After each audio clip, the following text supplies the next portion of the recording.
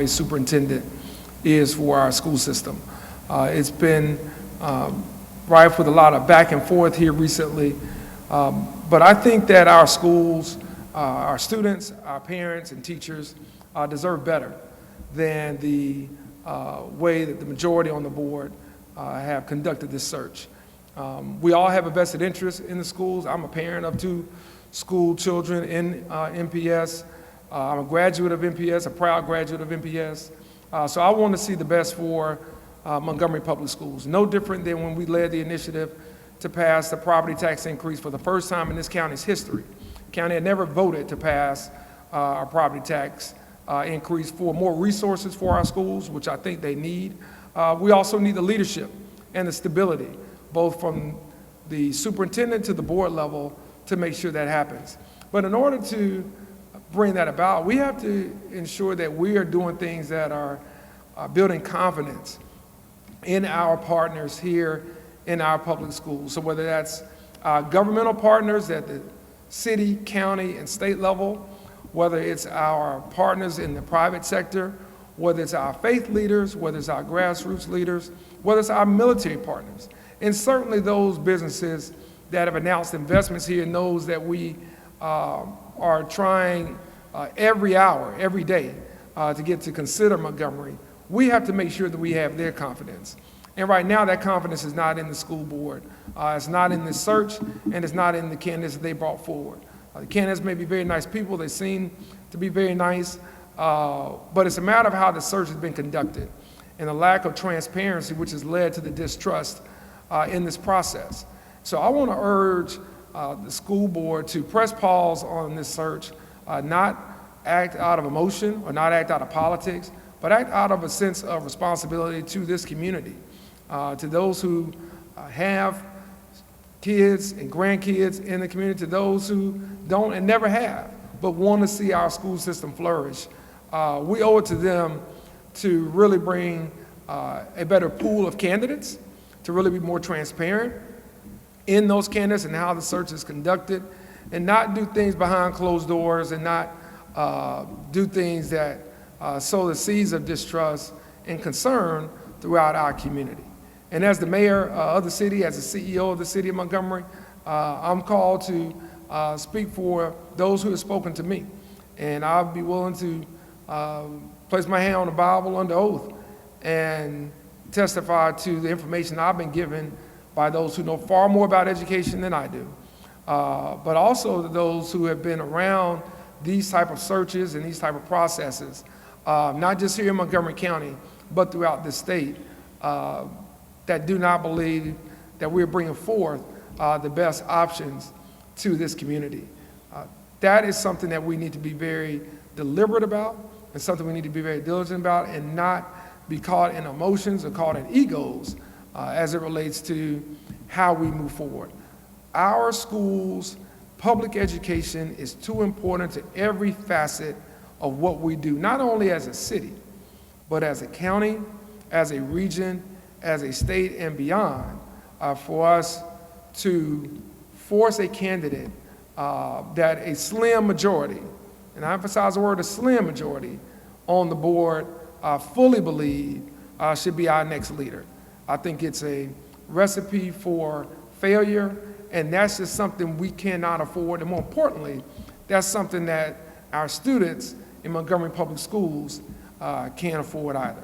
So I hope that between now and the next meeting, there will be a reconsideration from our school board leaders to come back to the table with partners in the community to rebuild the trust and to talk about how we can move forward in a transparent manner in terms of who we select and how we go about doing that so that we don't have to deal with the consequences of erroneous choices and what that may bring to all of us and the impact it may have on our students, parents, teachers, and staff in Montgomery Public Schools.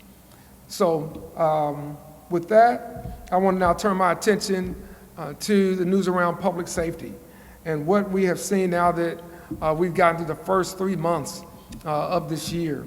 And what we have seen in our community is encouraging. We're in no way celebrating.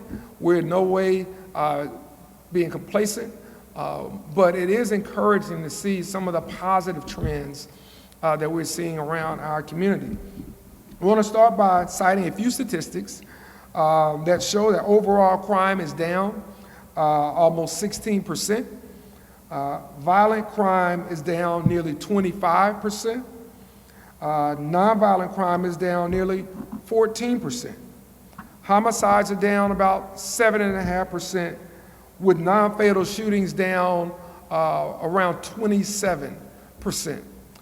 So we can see that the hard work of our officers, our investigators, Montgomery Area Crime Suppression Unit, community partners, Office of Violence Prevention, and faith leaders, and just good neighbors is helping us in these capacities.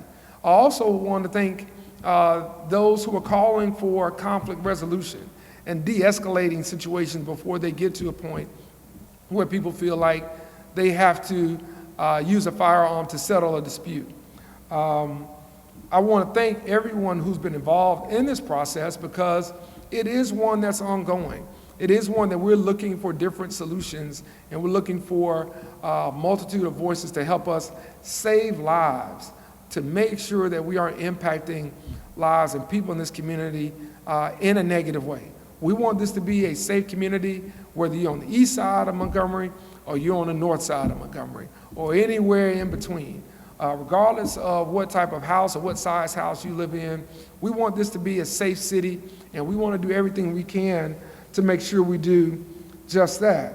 And so far we've been able to seize more than 600 illegal firearms already, including 12 Glock switches, illegal devices that turn handguns into machine guns capable of firing dozens of rounds in seconds.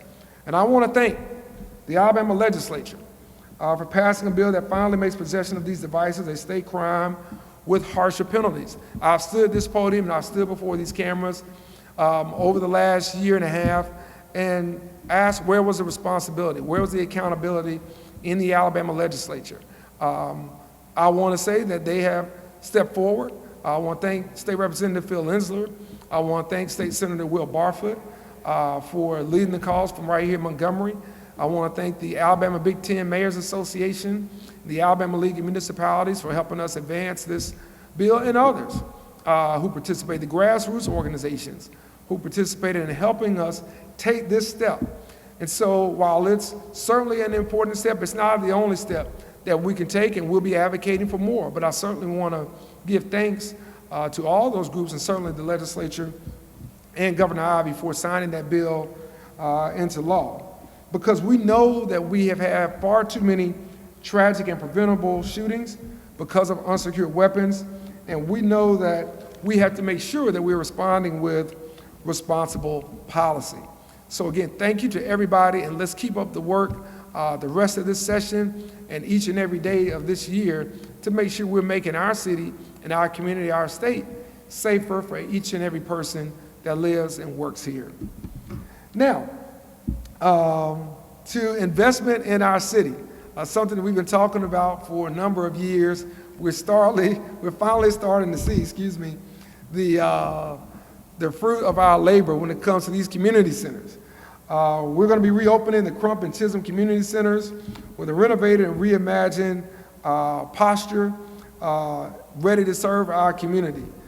These aren't just new buildings, but they are part of our overall investment in our city and in our community. These are places where kids can learn, where seniors can stay active, and where families can connect to opportunity, from everything from card games to e-gaming to bridal showers to birthdays. We want our community centers full and filled with people right in our city. But we also want job training, mentoring, after-school programs, financial literacy programs. These centers will give residents a place where they can grow and thrive. They are a direct investment in prevention and in equity and in community. And so we'll be hosting ribbon cuttings at both centers very soon, while we tidy up a few of the other community centers with some tweaks and some corrections that we have to make before we can cut the ribbon for those. But we're excited about this because it's been with taxpayer dollars that we went to the bond market a few years ago to renovate what the community was telling us. And through the cost of goods going up and everything changing as it relates to building materials and new construction, we stayed the course of producing what I think will be top-tier, best-in-class community centers that stand next to any community center anywhere in this state. And we're not done. We want to make sure that we're looking at maybe new community centers over the next several years as soon as we get through phase 1 and phase 2 of this project, because we know there are gaps in where community centers are located throughout this city. But it is good to see these first 2 come online, renovated, and I won't get too far ahead of myself before we cut these ribbons, but just showing the excitement that we have, and I believe what it'll bring to these neighborhoods is very important. And that leads me to another public-private partnership, something that I've advocated for many years, and that is the Neighborhood-Based Solutions Harlem Children's Zone Academy. A few weeks ago, I had the honor of joining mayors from across the country at the Mayor's Neighborhood Academy, hosted by the Harlem Children's Zone and the National League of Cities.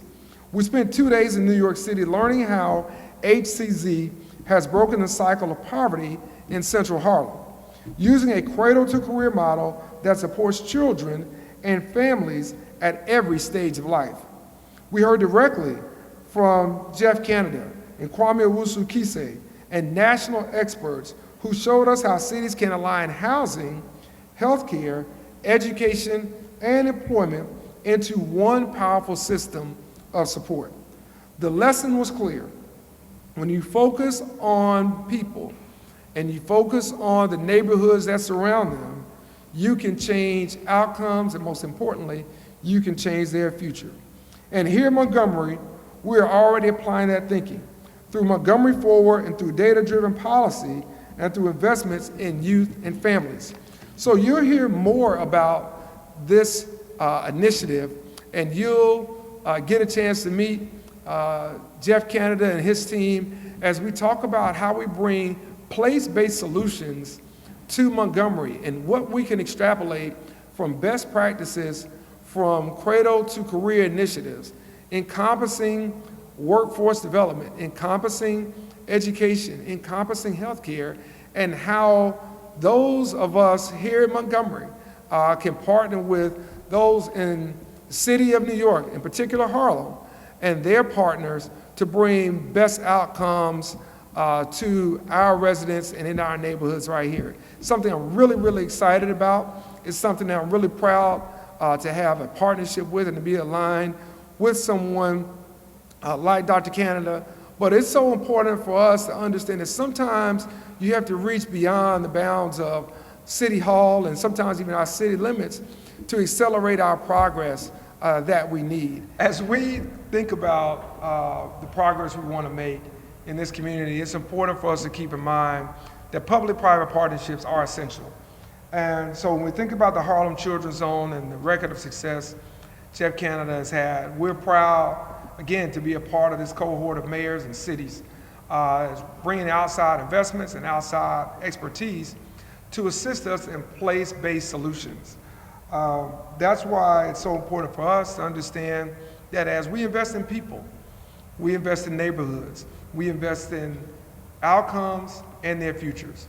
So we'll have more on this when Dr. Canada comes to Montgomery to share his vision and why Montgomery was chosen and why we are a part of this and why it's important for us to seek these type of collaborations in education, in workforce development, job training, health outcomes, as well as just investing in people in our immediate community, in our immediate space, to try to change not only their futures, but the future of our collective community as a whole. So we're excited about that, and we're proud to be a part of it, and we look forward to working with them as we have with other collaborations, such as Harvard University.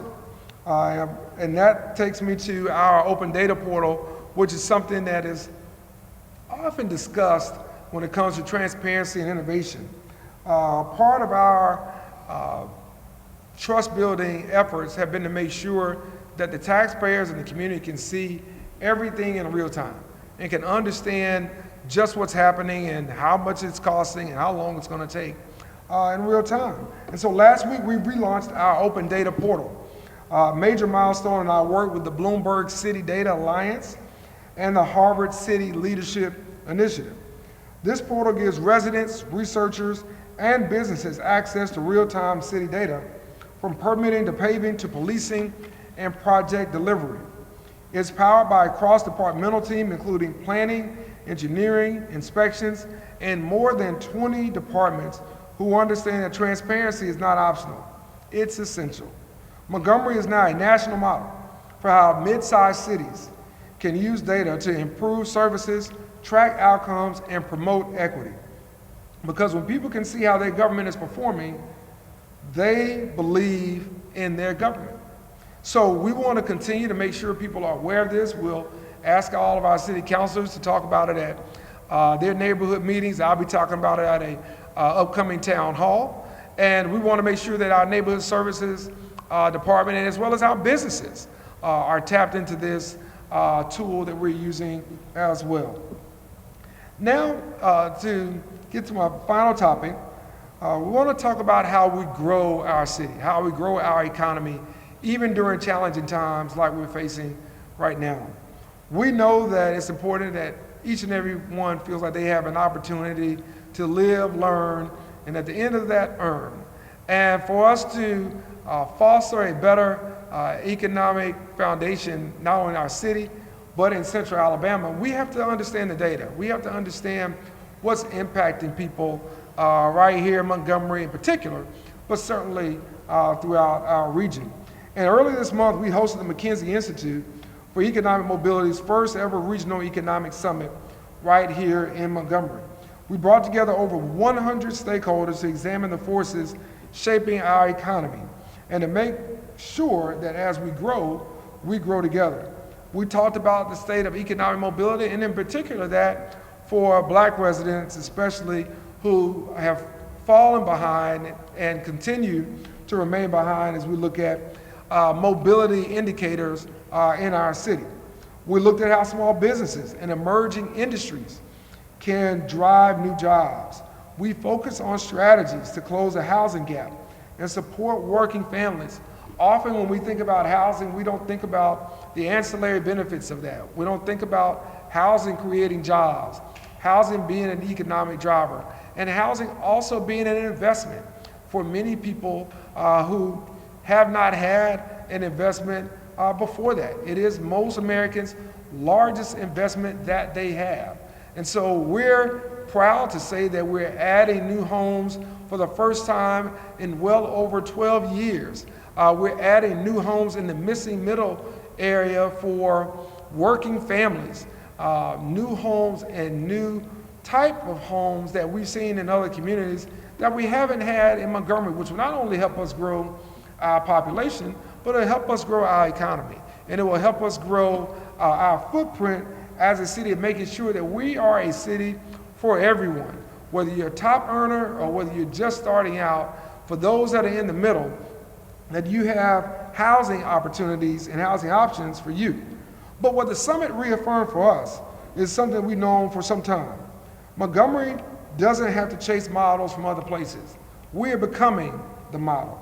So when you look at the work from our crime prevention to community centers, from national partnerships to our collaborations in education, from data to economic justice, you see the pattern.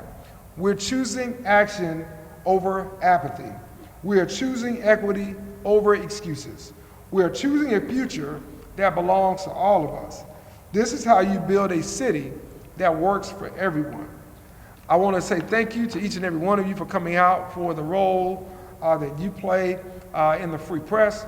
We thank you for covering the issues here in Montgomery, some good, some bad, some neutral, but we thank you for the work that you do, and we're grateful for all of our community partners who are engaged right here in our city and who understand that progress takes time, but it also takes work. You can't have one without the other. And together we are achieving that progress with each and everybody, and each and every person that is working collectively for the betterment of our city and our region. So thank you for that, and I'll open up to any questions that you may have at this time. Just going back to education, you, the county commissioners, the city councilwoman, the chamber, kind of all on the same page on this superintendent search. Without naming any names, if there are any, is there any thought of raising a hand for someone here locally to take over that position, and perhaps raise their hand and apply, if you will, for that position with that board?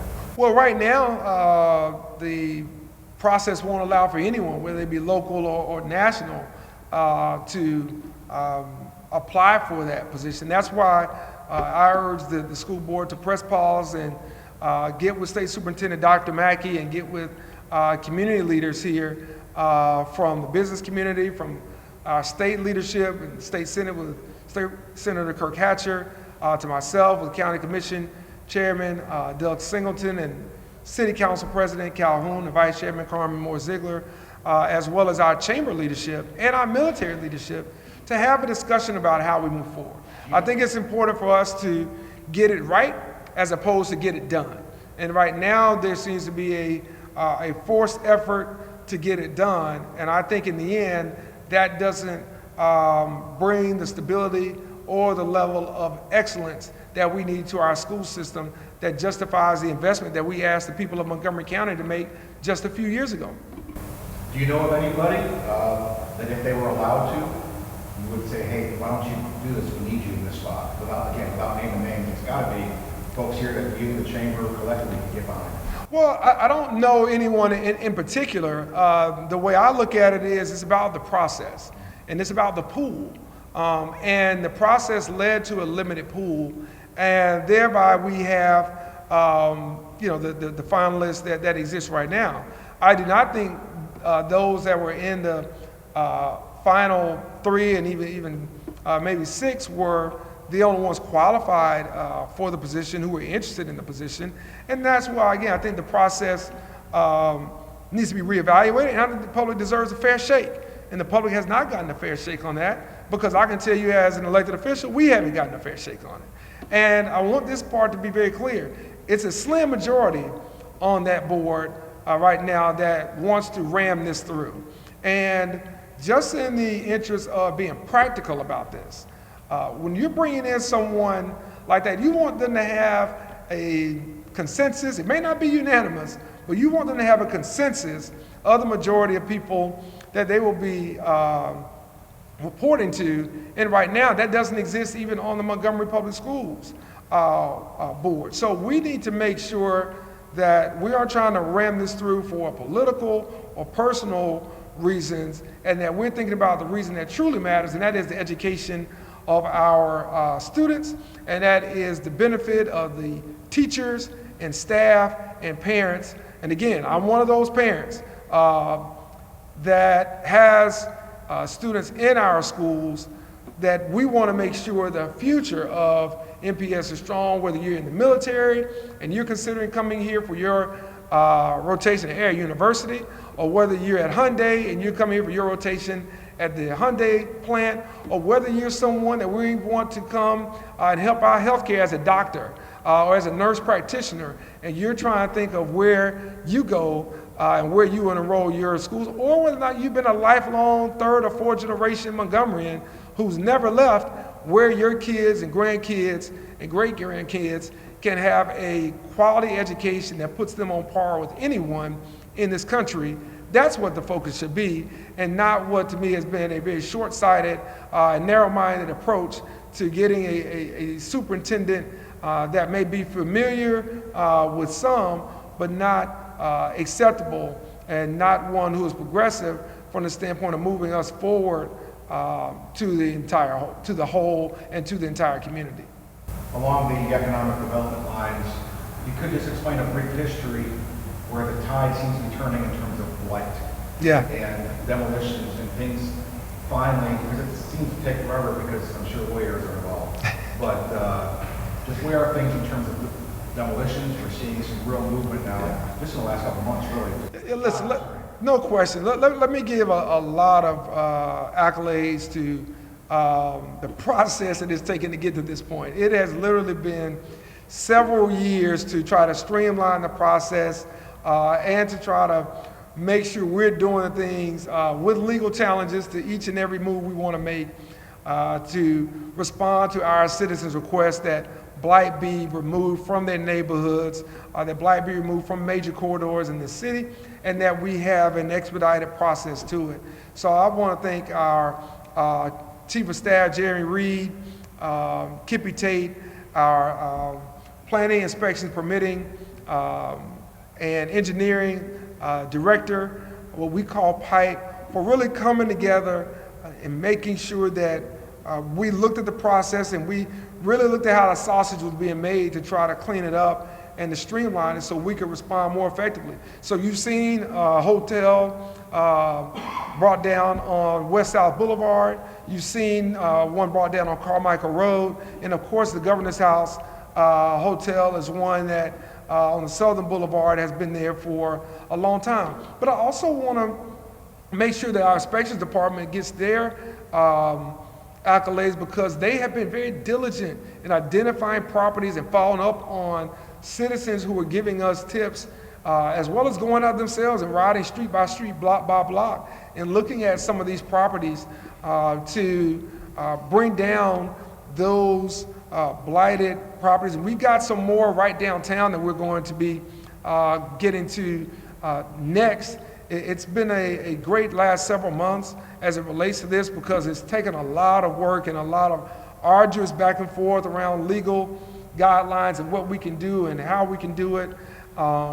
But we've also brought this up to our state legislators, and we've gotten cooperation from our local delegation that they are committed to helping us streamline this process even more at the state level, so that moving forward, we can respond to our residents more effectively in a more efficient manner, and come back to our development department with plans for rebuilding in many of these spaces and listing these pieces and parcels of land for development. We don't just want to tear down and leave vacant lots. We want to come back and rebuild, whether that's infill housing or whether that's retail or commercial development. We want to make sure that we're taking advantage of the land use that we have in our city. And I think for us, that's a very, very positive opportunity to grow this city's tax base and to make sure we're growing economically as well. On the public safety matter, the crime stats down, what are those what are they related to in terms of down from year to year, month to month? What are those numbers? Year to year? Okay. Yes, year over year. Lastly for me, just the 911 center, of course. You've seen the complaint with the 911 board about alleged mismanagement and a former director being replaced with a claim of being not a qualified person. Is it a legitimate right? And just what's your take on where things stand with 911? Well, 911 is improving. There's no question about that. We brought in third-party call takers to assist us as we look forward to increasing the pay and increasing the work environment, improving the work environment and increasing the culture there in the 911 operating center. It's a very stressful job. If you type in 911 operators, you're going to see a lot of articles come up from city to city, from big cities to mid-sized cities to small cities about the shortage that we see. It's a very stressful job, and quite frankly, it's a job that disproportionately falls on women to take. And so we're trying to create a better balance and a better work environment for those folks who are dealing with stressful calls each and every hour of the day. And in a city like ours, that can be a lot. This isn't Mayberry. So, you know, you get some calls that really are really hard to deal with.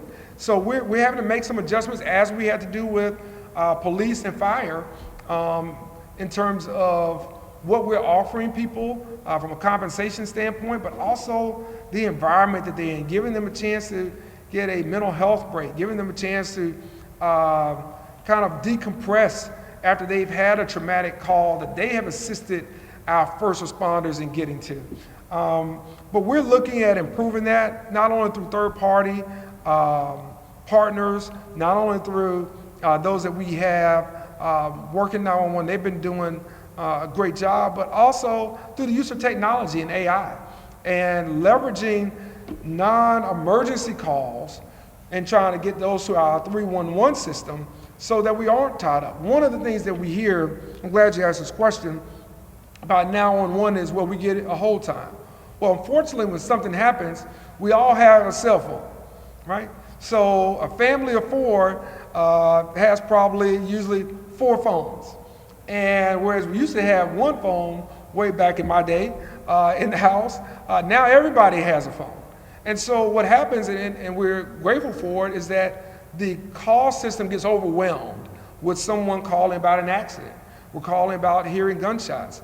And so they're trying to deal with a multitude of calls about one incident, which we want people to report those things. So we're having now to integrate technology in our system in a way that is going to take time. Certainly it's taking financial investment for us to make sure that we can divert the non-emergency calls while answering those urgent calls and getting our first responders where they need to be.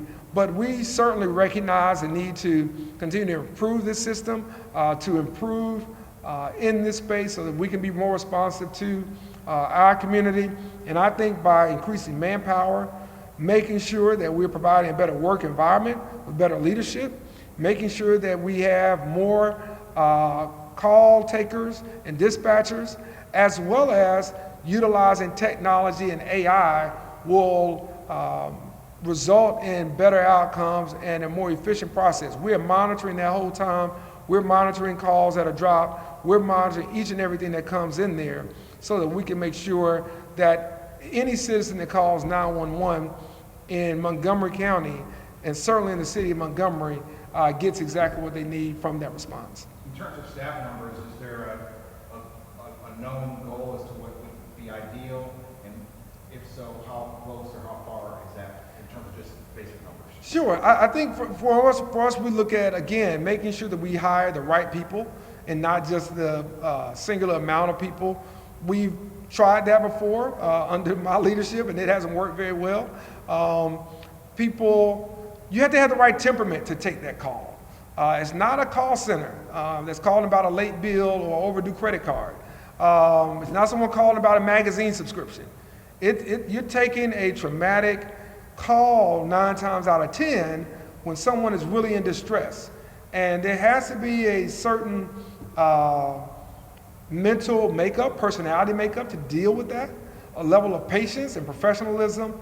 And we've had good numbers very recently, but what we found was that the quality was not there, and being able to, call in after another to handle those circumstances. And so we have to address performance and evaluate performance in that area, just like we do anything else, whether it's parks and recreation, sanitation, business licenses, or anywhere else.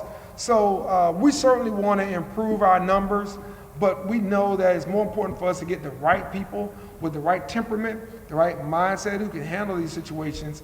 And that's why in the interim, we'll have third-party support helping us, as well as looking to leverage AI and technology to assist us as we build and go through those personality profiles and as we go through that training to make sure that we have the right people answering these calls that can be one of life and death. I think a lot. I got one more just on public safety. You talk about accountability over and over and over again. When we see crimes and we see people charged with crimes, specifically violent crimes, we're able to look and see they've got quite a history already, and they're out on bond or out for some other reason. How important does the accountability factor play in terms of our local judges? Because police are arresting the same people, seemingly. So where's your thought on that? Well, I think that our judicial system and I probably ought to have a sit down. We've talked about it for a few months, haven't gotten to it, maybe because of some of the changes going over there at the county, as well as things that we've had happen here. But I think there ought to be a discussion. I think our state lawmakers should be talking to our judiciary as well about the bail and bond laws in this state, in particular as it relates to repeat violent offenders.